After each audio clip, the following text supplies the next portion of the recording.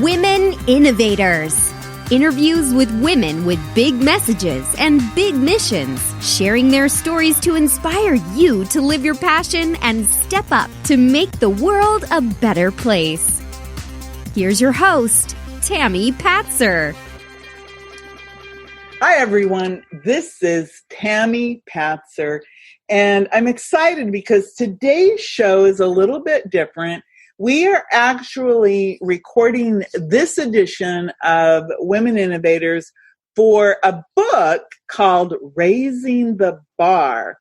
And I'm going to save the introduction of our guest, Regena, listen to this, Ozeryansky. I said but there's something about her name that we're actually going to discuss during the interview. But before we get started, let me just tell you what the Women Innovator Show is all about today. It is going to be all about how to help conscious men and women to understand their inner peace. And in these trying times, I think this is probably one of the most important interviews that I probably have conducted in recent times. So let me tell you a little bit more about Regena, and then we'll get back to the name. So listen up for that. But meanwhile, this is all about Regena. Prior to establishing her coaching business, Regena was and still is a real estate investor. She is an active realtor, certified yoga instructor, and soul language practitioner. The intrigue builds. She was Rookie Realtor of the Year, and she takes pride in her work and in supporting others to achieve their goals and dreams with more peace and ease. She works with individuals and families to help create transformation through wealth, especially with real estate education and asset allocation. She helps people with health with yoga and meditation and spiritual awareness by aligning them to their life's mission and purpose. Marrying her commitment to the public through real estate and her love for supporting people live more authentically, Regena offers a range of programs and services, including group yoga classes, private yoga instruction, transformation coaching, and energy healing through Reiki, and more. She works nationally and spreads her message across the country in workshops and retreats. She has served on many committees, including professional boards and educational platforms. She's worked in multi-level marketing industry. Since her 20s, she's a lover of self-development and companies that promote health, wealth, and or spiritual development as a complement to their business model and strategies. Regena specializes in helping her students and clients get unstuck and to move through fear, which is vital in today's world. She supports them to live more purposefully and, of course, passionately. Whether it's on the mat, in our private session, in classrooms, or out in the field showing property, Regena is committed to helping conscious men and women and families achieve big results. Now, this is really important, everyone listening in on this conversation. We're living in these times of, I guess, chaos is a good way to put it. Wouldn't you say so, Regena, that it's a time where everybody is kind of like going, what's going on? My world is upheavaled is a good word. Discombobulated. Yeah, it sure is. And I hope it's okay to say this, WTF, right? Like, what the freak is happening? Like, it's really, it's like somebody lifted the table and just flipped it upside down. And the great thing about that is that nobody is left, as I see it, nobody is left behind. We're all in this together. And I think there's something really magical about that. And also there's a responsibility. Right. And if you look at, all of this, 2020, everybody was looking at 2020 as this time of clear vision. And 2019 did seem to be a foundational year for many people. But then if you think about 2020, there's also 2020 hindsight, 2020 clear vision, 2020 hindsight. So for many people, again, with the world in this upheaval more than ever, people like you, I think, are really, really important. So I want to go back to your name. So Regena Ozeryansky, and I had to practice that. But you told me, hey, I actually have another name, and I'd really love to find out what that name is and why. Yeah, so the name that I was raised with, that I was born into, is Regena Rosa-Celeste Ozeryansky. And for probably the first couple years of my life, up till maybe 8 or 9, I didn't really like the name Regena. I thought it didn't fit. And I remember asking my mom one day, why did you name me that? And she said, I named you after my mom, who I never got to meet, my grandmother. And so it wasn't until about 10 years ago, maybe 8 years ago, I was in a meditation and I got the name Celeste. And I was just kind of contemplative after I heard the word, and I saw it like in letters, like big letters, and I saw like clouds behind it and some green, like almost like nature, like leaves. And I remember thinking to myself, I don't know what I'm going to do with that name, but I'll know when it's time to use it. And I knew it was part of my name, but I didn't feel it yet. And so a couple times it showed up over the course of a few years. And then last year it showed up again, really, really bright. And it showed up a couple different ways.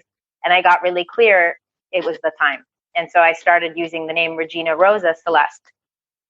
And now, I mean, I love my name. I love what it stands for. I love what it means. And I think for many people, I've noticed in this time in history, a lot of things are being revealed and a lot of things are being shed. And I think of the snake, right, that sheds its skin.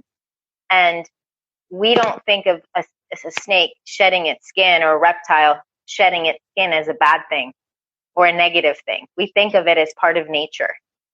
And if we can be more like nature, then we can actually have more inner peace.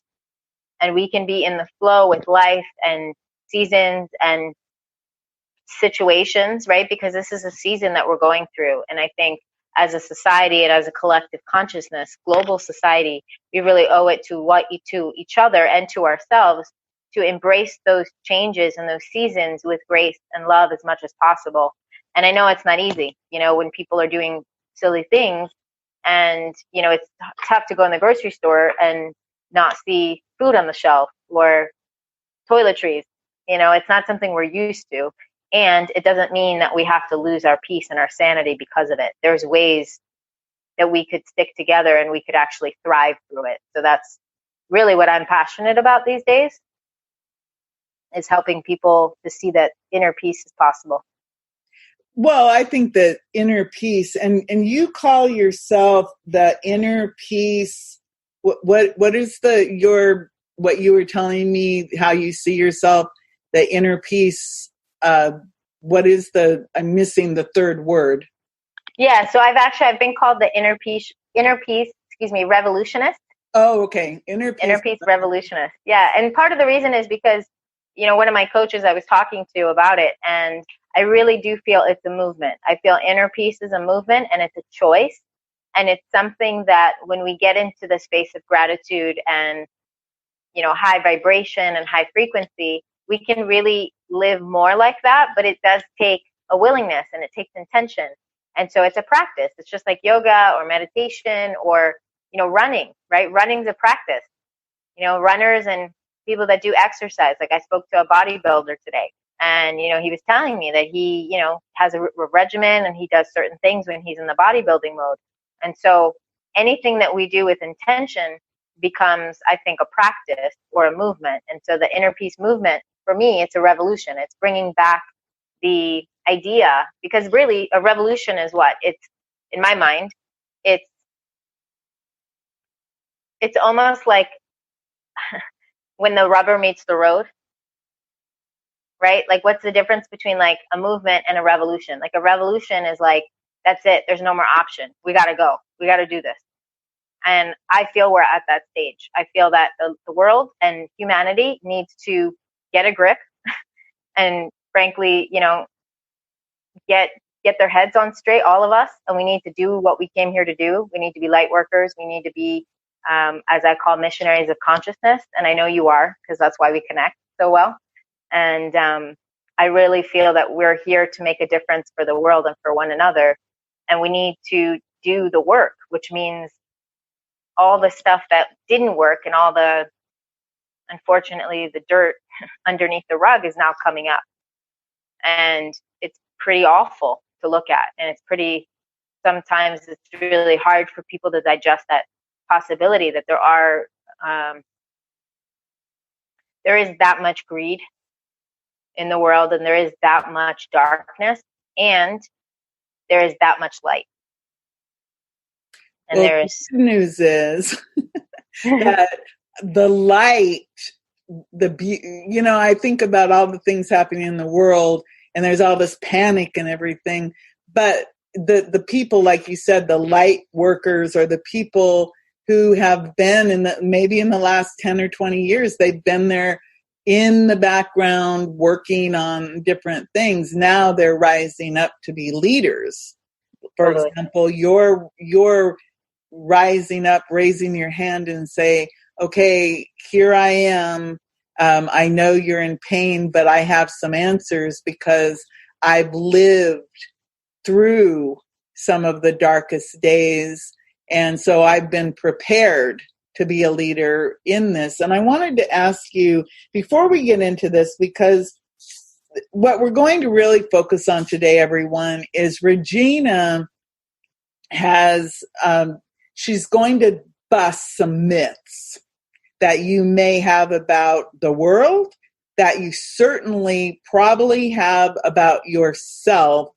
And I wanted to kind of set the stage a little bit, Regena, if you could share some of your story about how you got to the point where you are now, where you are that inner peace revolutionist, and how you got prepared to lead this movement that you are actually in the forefront of. So can you tell me a little bit about your background and maybe some of those epiphanies or those awakenings that you had that brought you to this time?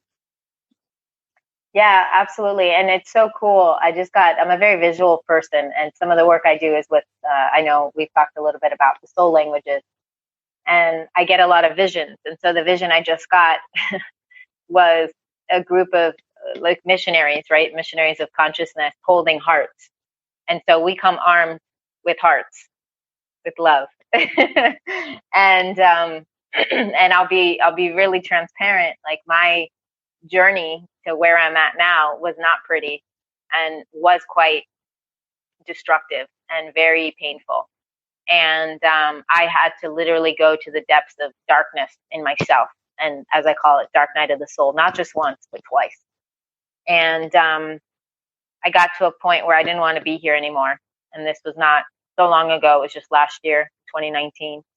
And I was in a really, really dark place. I had a lot of self-judgment, self-criticism the first time it happened. And then the second time it happened, which was last year. The first time was 5 years prior to that. So it was like 2013, 2014.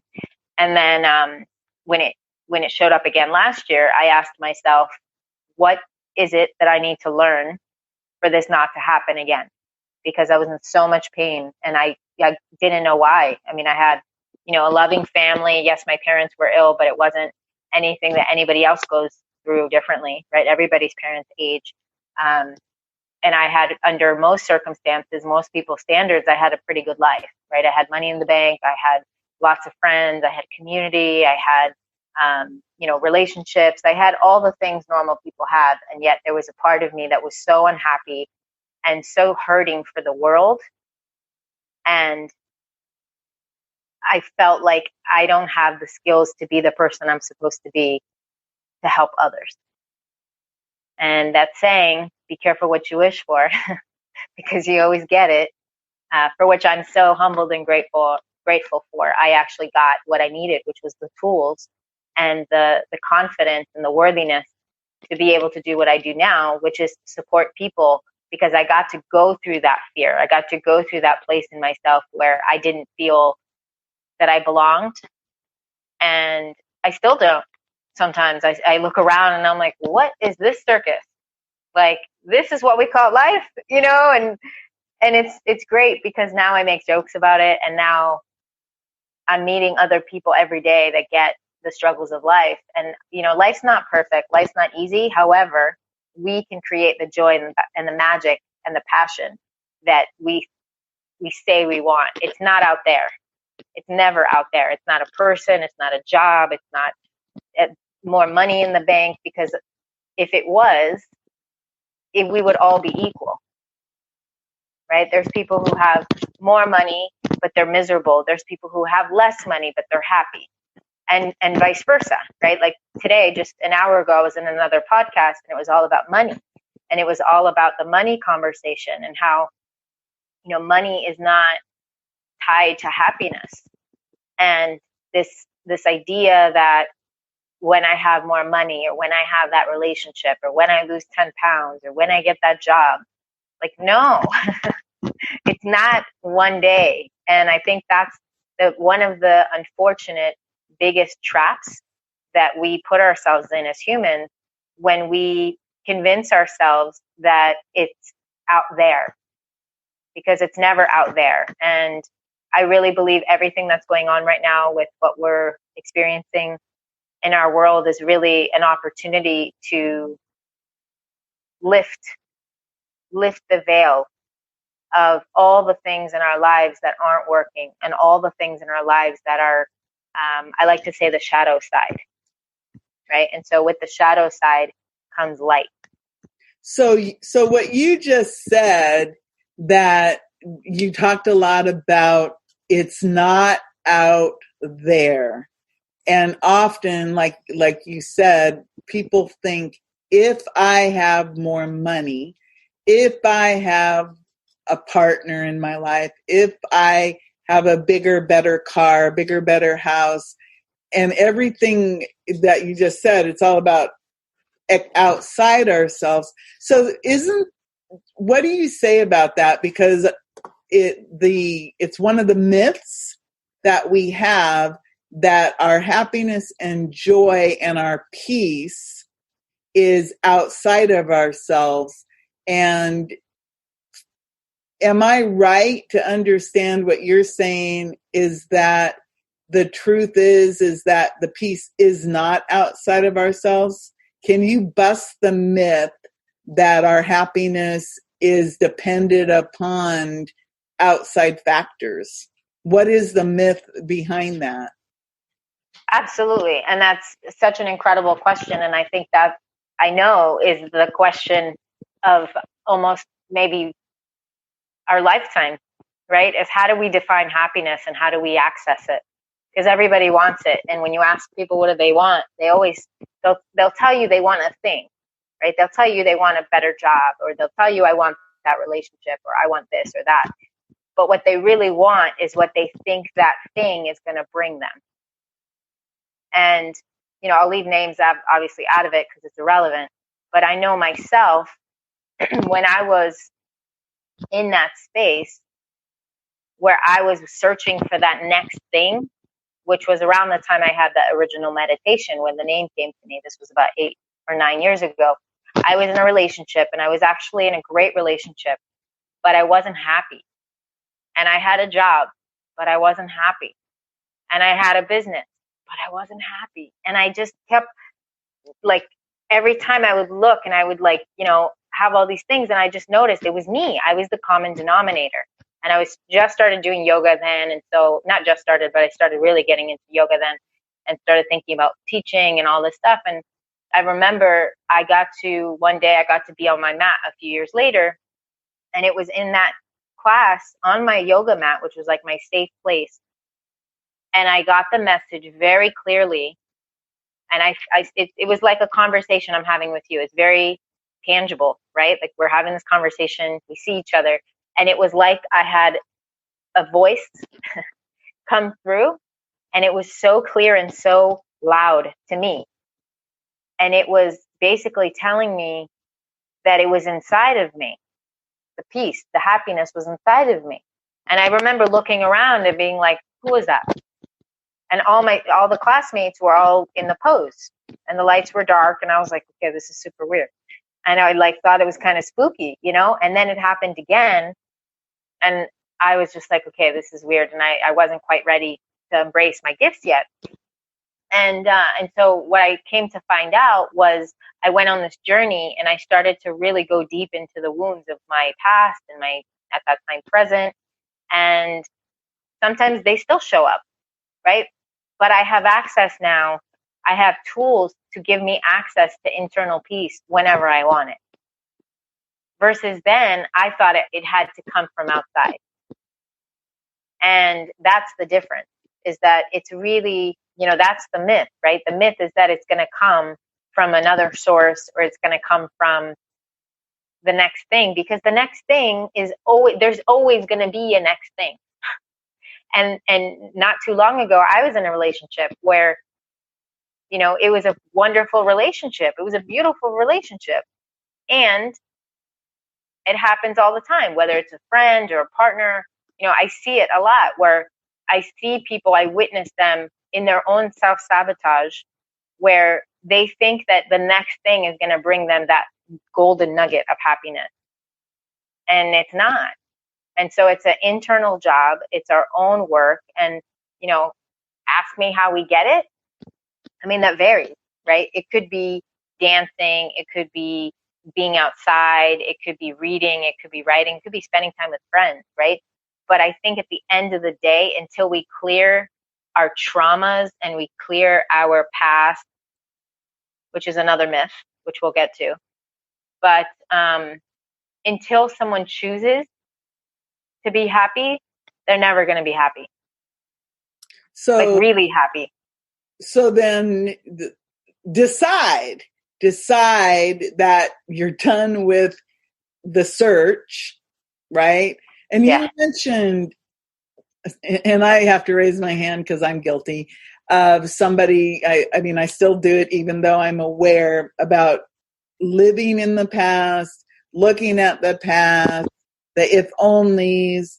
For example, I could say, oh, well, my mother was sick when I was little, so therefore I decided whatever I decided in my life, and that damaged me. I could blame my mom. I could 100%. Blame my dad. I could blame the fact that I got married and divorced by the time I was 21 and had a child. If I wanted to, I could say, oh, I could blame my ex-husband. I could blame the fact I was a single mom. But the truth is, I look at all that stuff and I go, well, that it made me who I am today.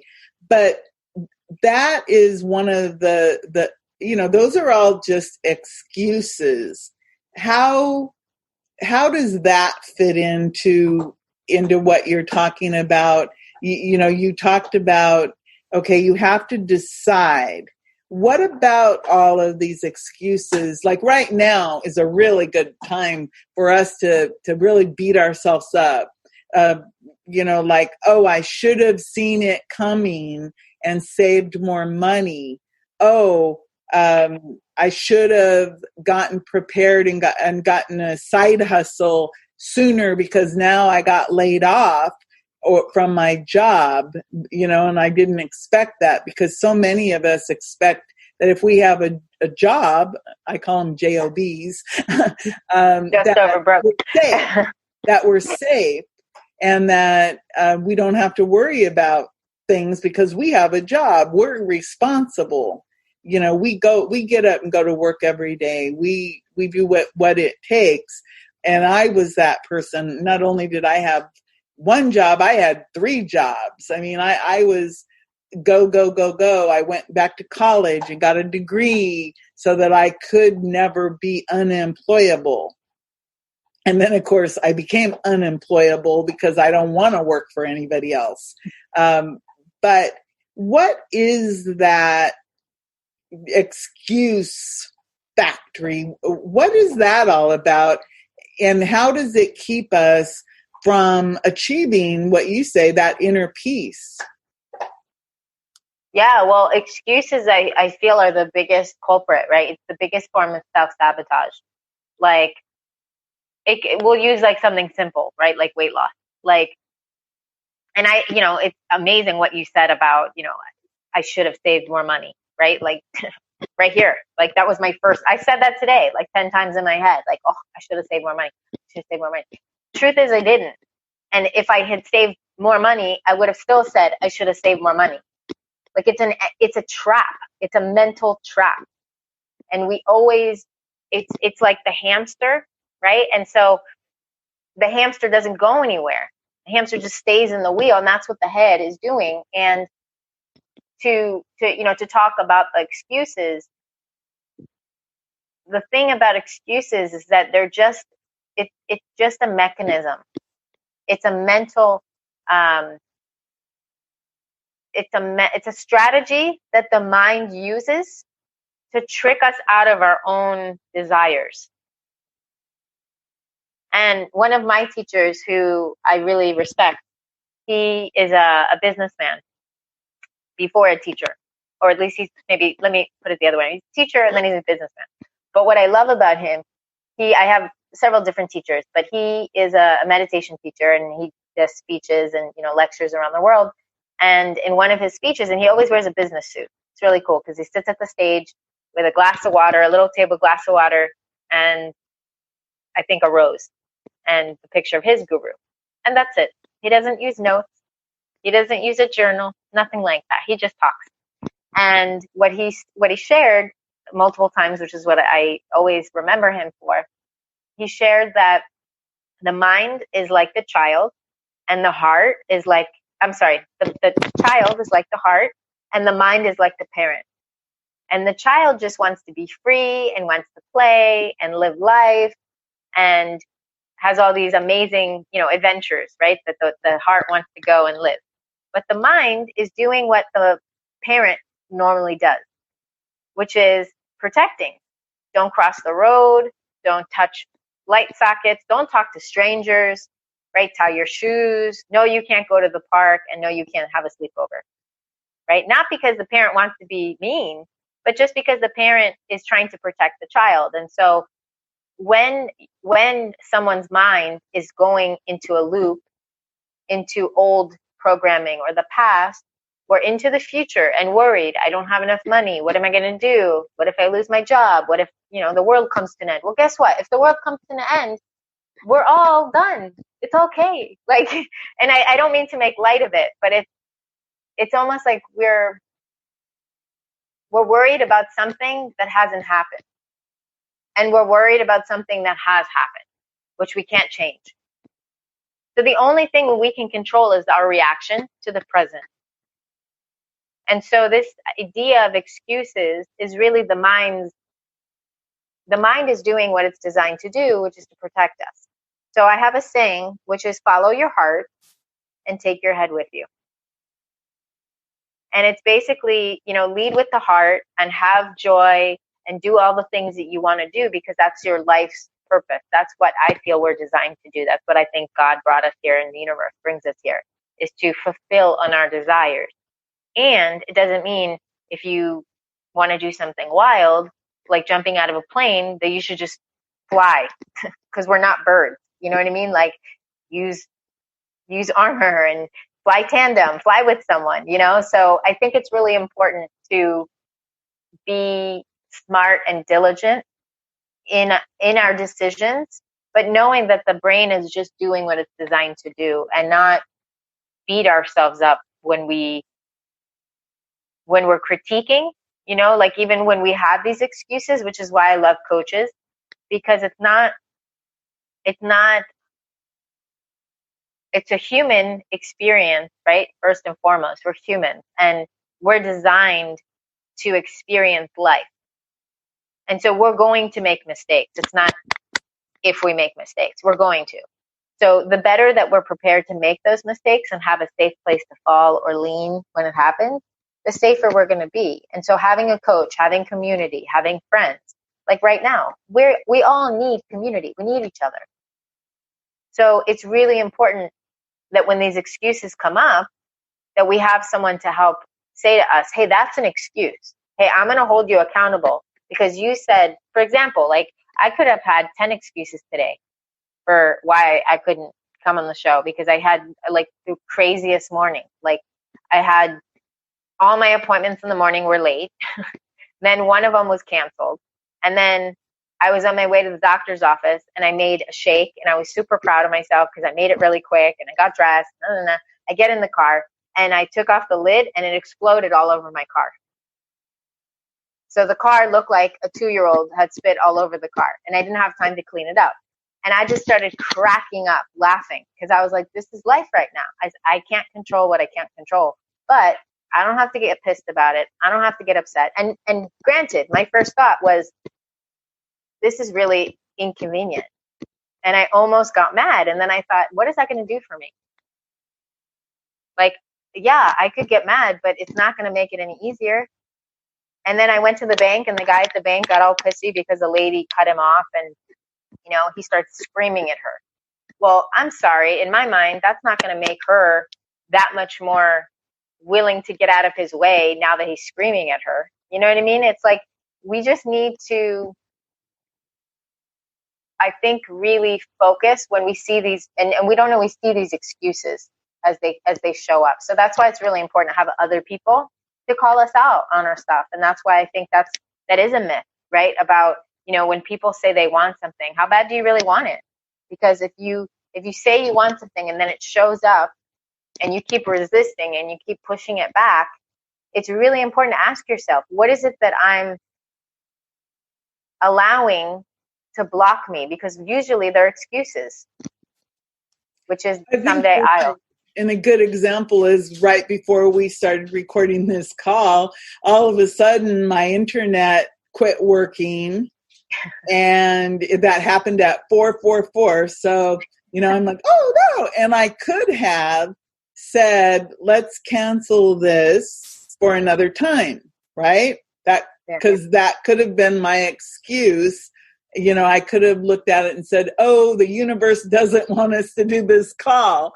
But instead, it literally was a matter of the fact that I had the cord wrapped around my chair and I pulled the plug and it just happened that it happened at that moment. But I think you're absolutely right.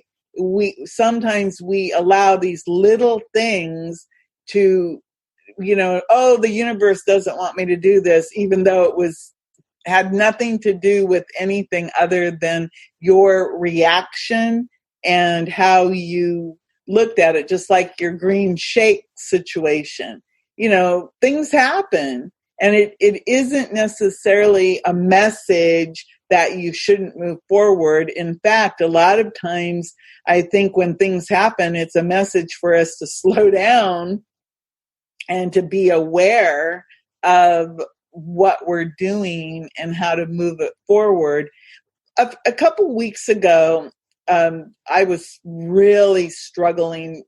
For me, I laugh because everybody online now, this was before we were told, hey, stay home, don't go out in groups. And so I'm at home and I'm, having my normal one-on-one conversation with myself about what I do. And I'm a natural introvert. So it's hard for me sometimes to go out and meet people. So I have to talk myself into going out into the world and talking to people and, interacting face to face, because it's a lot easier for me to do what we're doing for me to stay home and interact online.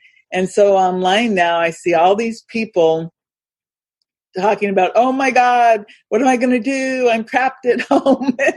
And I'm like, this is just normal. You do your work, you allocate your hours and everything. But a couple weeks ago, I was really struggling, and I kept getting this, who am I to be offering this information about authority and about mass media? And I'm like, where is this coming from? This concept of I am not good enough. And I actually was telling someone about, they said, well, tell me a story, for example. And I said, well, when I was little, about 4 years old, I used to sing at church, and I would sing at the top of my lungs. And I was just so happy because I was always, Jesus loves me, this I know. So I was really into the fact that Jesus loved me. And the part about Jesus takes care of the little children, I believed all of that. And this woman told me to shut up. And after that, I was terrified to sing, let alone to be seen and heard. I used to hide behind my dad's knee, and I did not sing in public, like aloud, until maybe 2 years ago. That's a long time to feel that you're good enough. And now, of course, I do podcasts, I have books, I'm on TV. So what is this thing that we think we're not enough?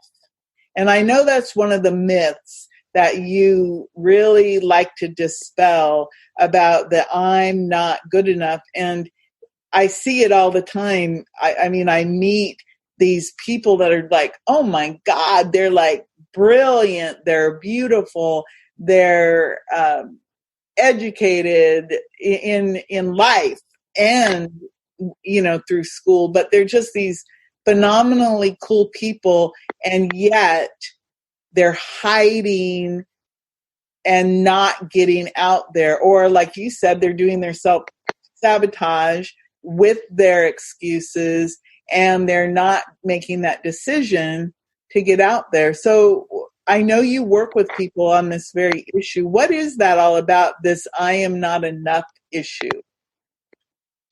Yeah, I mean, it's really interesting because I think it's a phenomenon, right? It's like we don't realize that that's the current that's controlling many people. And I think there's really only three, maybe four. But the first one is I'm not good enough, I don't deserve, and the other one is I'm not lovable, right? So everybody, I believe, wants to be loved, and everyone wants to love. That's what we're designed to do. That's why our hearts are the way they are. And you're laughing because let me tell you why I'm laughing, because you said there's three or four, and you said I'm not lovable, I'm not good enough, and what was the other one? I don't deserve. And I don't deserve. Those are all things that I've fought with myself over the years. And not feeling loved started way early, when I was little. Because I remember saying to my parents when I was probably 8 or 9 years old, I would go, nobody loves me, nobody cares. And my parents were like, what are you talking about? Because I was the baby. I was the, think about it. I was what my brothers and sisters would have considered the spoiled brat one, because I was very much loved and everything, but yet I didn't feel loved. Mm-hmm. And the same thing with what you said about deserving things. Sometimes we work really, really hard. I used to get straight A's in school, and I used to tell myself, oh, it's because you have a good memory. That's why you get good grades, because I could memorize. And I never understood that part of getting good grades probably is having a good memory, but it's because I worked hard at it. And so all of the reason I'm laughing is because I'm going, you just described me. And probably a lot of people listening. Yes. Yeah. I mean, and the funny part is that it's funny. It's funny that we even come up with this stuff, because what would make me unlovable or you unlovable? There's nothing you like. And this is the part that cracks me up. Like, if if let's say, right, and this is a visual that I have sometimes, like, let's say, if there is, we'll call it a God, right? Which I do believe in that. And I believe in spirit. I believe in universe. So let's say, for those that believe it or those that don't, whatever, like, would it really be just like a parent isn't going to punish their kids for asking for too much love, right? Like that idea is, even a parent that's really messed up, maybe on drugs, or maybe isn't emotionally available, like, no parent in the world, even the most dysfunctional parent, there's a part of them that wanted to have that child. Otherwise, they wouldn't have given birth to that child. And I know that sounds super trippy, but I really believe that, because there's plenty of people in the world who do want children who don't have them. So the fact that a parent births a kid, there's a part of their soul, there's a part of their psyche, maybe their DNA, that allowed them to birth a child physically. And I really, really, really, truly believe that we're all here to love and to be loved. That's like, if you ask me what my religion is, that's what I am. I'm love, right? I'm all about it, because I really believe that we're here for that. I think our whole mission in the world is to remember to be loved no matter what. And I really think there's really only two emotions. There's fear and love. And we're either in fear or we're in love. And I don't mean in love with a partner, right? Even though, of course, there's that too. I mean in love with the universe, in love with ourselves, in love with the light. And we can't be in love with another person if we don't love ourselves like that. I know that's a cliche and it sounds very hokey, but it's so true. Like, I can't give what I don't have, right? If I have this bottle of water and I see you're thirsty, I can't give you this water if it's not available to me. I have to go get some water and bring it to you.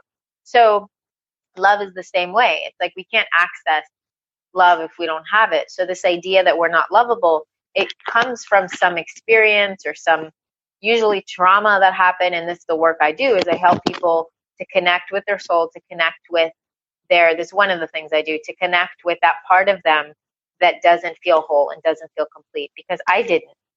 And I know what that feels like. And there's moments in my day, not every day, but sometimes, where I forget. And I think, oh, you know what? I shame myself, like today, right? With the money thing. Oh, I should have saved more money. And then I think immediately, as soon as I can, and this is where the inner peace stuff comes in, as soon as possible, I ask myself in that moment, do I want to choose love or fear? Because me focusing on not having enough money is fear. It's me shaming myself for being in the past because I should have, could have, would have. And it's fear that I won't have enough. So I have to make a choice, close my eyes, take a breath, and ask myself, do I want to be in love or fear? And then the next thing is I ask myself, am I making any excuses about this situation? Is there anything in this current situation that I'm making an excuse for?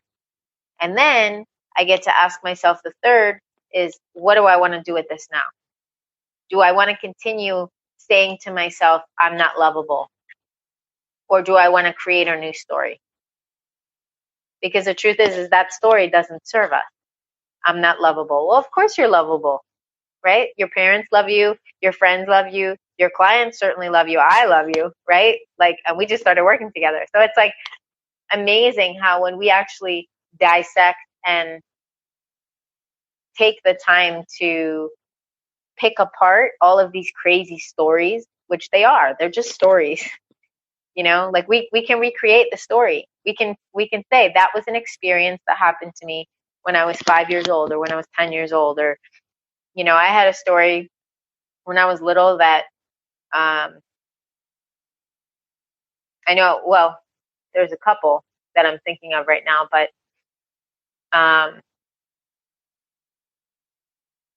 here's one that if I didn't have something happen by the time I was a certain age, it would never happen. And then it actually happened. And the beautiful thing about that is it didn't come to fruition, but it didn't break me. Like, I thought I would be married by 40. I'm 39. And my wedding dress is hanging in my closet. And I'm okay with it. Like, yeah, I cried, I was sad, blah, blah, blah. But that was a story, right? I didn't need to make it about me. I got really clear that I made the right decision by not moving forward with the wedding. And I don't regret it. I am beyond happy that I didn't do it. And does it mean that I wanted it to go that way? No. But the truth is, I only have control over what I have control over. And I think that's the magic that we all have, is there's going to be so many things. Today, that smoothie blowing up in the car, I think I was mostly bummed because I really wanted to drink it. The mess in my car was like annoying, but I was like, damn it, I really wanted to taste that, and then I ended up like, clicking it off my fingers and I cleaned it up. It was a nuisance, but I took time. I created, like you said, we have to stop and slow down. And I got the message. Like, that was a message. Regena, you got to slow down a little bit. You're moving a little too fast today. So I took my time. I spaced things out. I said when I needed space, like, I asked you for a couple more minutes. My appointment before, I was outside when it happened. And being in integrity, right? Being in integrity with ourselves and saying like how awesome, even this interview today, it's like both you and I were super vulnerable, like you've been sharing parts of yourself that, you might not have ever shared, or maybe recently haven't shared, and that's what I think we're all here to do, is we're all here to shed all the crap out of our systems and out of our lives that don't serve us. And it starts with the simple thing. It starts with going through your closet. If there's a shirt that you don't like, or you put on a pair of pants and you don't like the way it feels, donate it. If there's a picture that every time you look at it, it brings you memories of a bad relationship, get rid of the picture. And it becomes easier to let things go, which is one of the myths too. It's part of the excuses, is letting go of the past and not fearing the future, and remembering that it's perfect. It's a crazy, there's a word I don't want to use, on your show because I want to be polite, but there's a word, SHIT, right? It's like those storms, like that's what's happening right now. It's like, it's everywhere, and the smoothie exploding in my car was like an example of that. It was like, this is how things are at this moment. The smoothie explosion was a literal visual of, like you described it, of like what would happen if a 2-year-old had thrown up in your car or had an accident or something. So you've given some really super techniques, just as you were explaining about, how to bust those myths. And again, the reason why I had such a reaction is because it was like, it's like, okay, so you named the top myths, and it's like, oh my God, that's me. And I know personally that I represent at least 1,000 people, because in a poll, if you've ever seen the polls they do for TV, they poll 1,000 people to come up with what all the rest of the people are thinking about. So I always figure that if I was part of a poll and somebody asked, that there would be at least 1,000 other people or more probably who would have the same issues. So if somebody wants to reach out to you and work with you, can you talk about some of the ways that you actually work with people? Yeah, absolutely.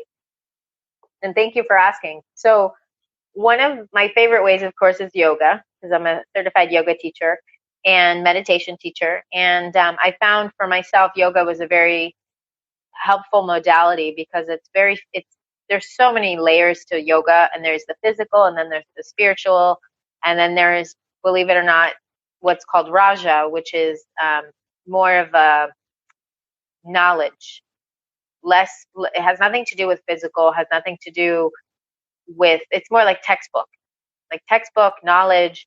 And then of course there's karma, which is karma yoga, is like volunteerism, community service, that type of thing. So there's all these different levels, and there's like 1,000 different forms of physical yoga. So yoga is very, intensive, and there's all these different layers.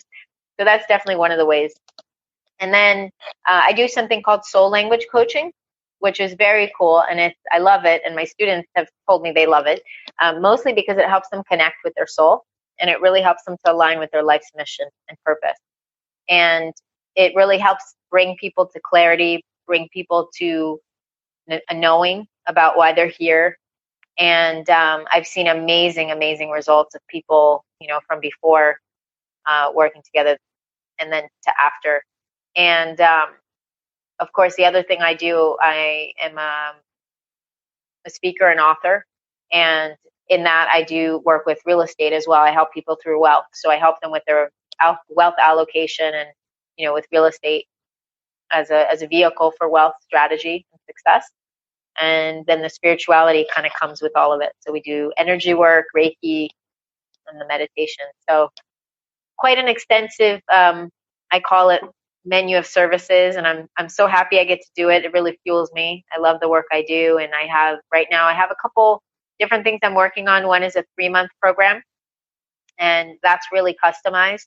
I am working on building an online, obviously, platform for that, but then there's one-on-ones available too.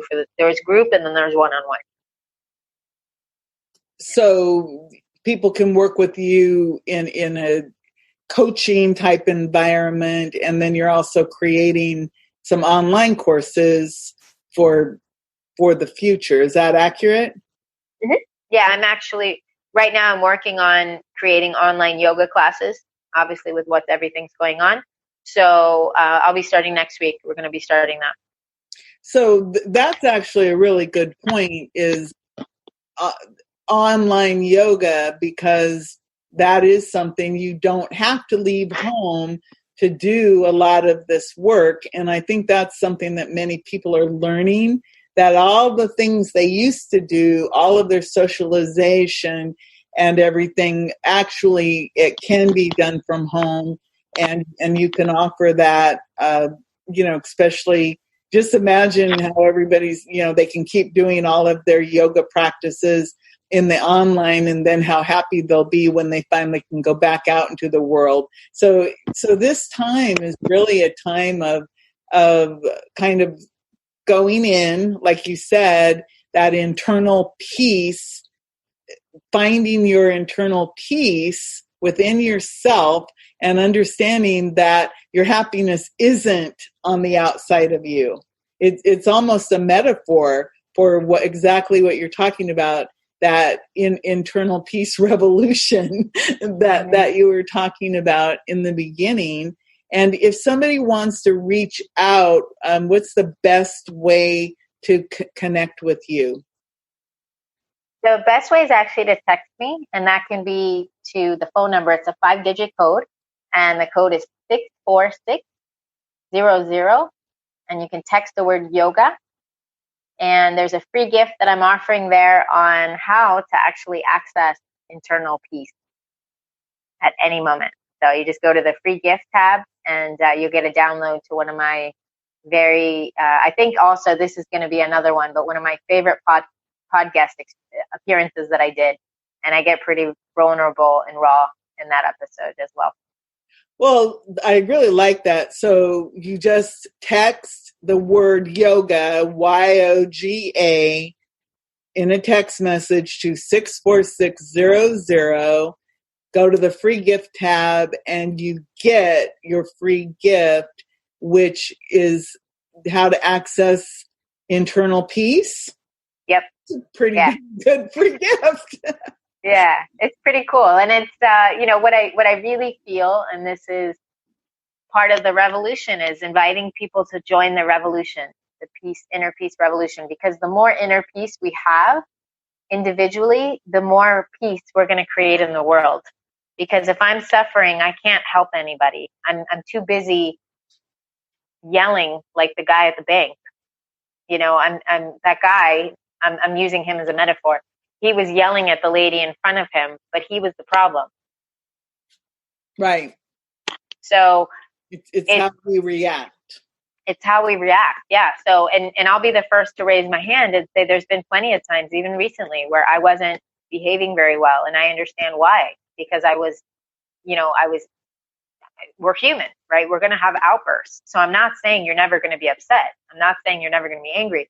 But what the beautiful thing about the inner peace revolution is we are creating a stand for people's inner peace, and we're actually creating tools and techniques. And I haven't really voiced it yet, but I will right now, which is we're creating an academy, and we're going to be teaching people how to access internal peace.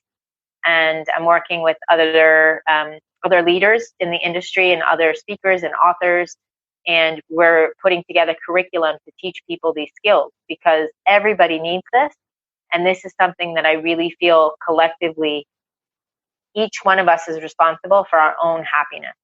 And if I do a good job and I'm happy and you're happy, then we create a ripple effect in the world. And that's really what the world needs, is more peace, more happiness. And it all starts with one person. So you'll also have a website for that, right? internalpeacenow.com? I do. Yep. Okay. internalpeacenow.com. internalpeacenow.com. And right now you can easily text yoga, YOGA, to 64600 and just connect there and get that free gift. Because again, if you're listening to this conversation, there's a reason. And the reason is because you're seeking that internal peace now. And I want to thank you, Regena, because, we kind of outlined some of the myths. And of course, we revealed that, we have excuses. We have all these reasons about why this and that and the other thing. And the beauty of what our conversation led us to today is that we don't have to live in fear. We can live in love.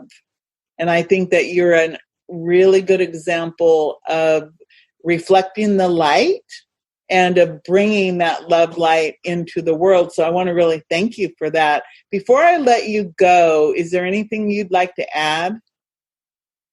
Thank you so much, Tammy. It means a lot to hear that. I think the thing that's most important that I would like people to know is that this can be a fun process, and letting go of what's not serving allows us to create more space for love and more light in our life. And as much pain and as much challenge as we think we're going to go through, it's like a tunnel. You can't get to the other side unless you go through it. And that's what fear really is. All it is false evidence appearing real.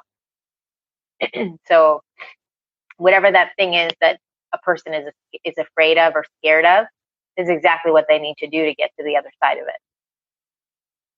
And so that's what I help people with. And I'm so honored that I get to do that work, because I don't take it lightly. And I'm really happy that I get to serve your audience today and your listeners. So thank you for that opportunity, and your watchers, because I know it's video. Everybody, remember, text yoga to 64600. Go check out Regena's website, internalpeacenow.com. And everyone, and I want everybody to really take this to heart. If you're watching or listening, no matter where you are in this, you really do deserve to be seen and heard. You are the light, and you deserve to be seen and heard. And talk to Regena, because if you listen to her, she's got the tips and tools and methods that can help you to move forward into love. And so with that, this is Tammy Patzer, Go make it a beautiful day. You've been listening to Women Innovators with Tammy Patzer. To learn more, please go to womeninnovatorsradio.com. And please do subscribe and share to spread the big messages and big missions to change the world.